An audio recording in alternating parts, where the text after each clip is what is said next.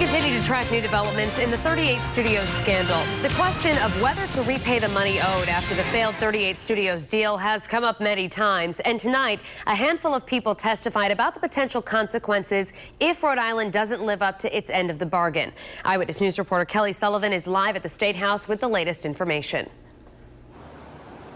For 3 hours tonight, the House Oversight Committee heard testimony from 4 people, and the question really boils down to, should Rhode Island pay the bonds off or not? Well, one speaker says if the state does not pay off the bonds, it could mean a loss of more than $100 million. Rhode Island owes $89 million to investors in the failed 38 Studios deal. But does the state have an obligation to pay it?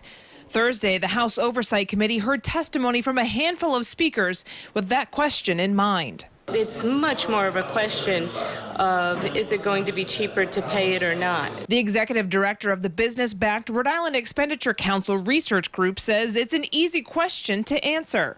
This should be a very simple question to ask, is an answer that this will cost us more than it would save us. John Simmons, who was invited to testify, says if the state doesn't pay up and defaults on the bonds, the current AA rating will drop. We know it's going to be lowered. We don't know how much, what's the extreme of it, but it will be. And that's going to push out being able to do other items by paying a higher debt service on existing debt. Simmons adds, despite a potential loss in the $100 million, the state's reputation is also on the line. But House Oversight Committee Chair Karen McBeth believes after what happened, there is no other direction for the state to go but up. I think our reputation can only go up from here, and I think the reputation of what we're doing in this committee and what we're doing on the House floor shows that we want to move up from the bottom, and this is the way we're going to do it.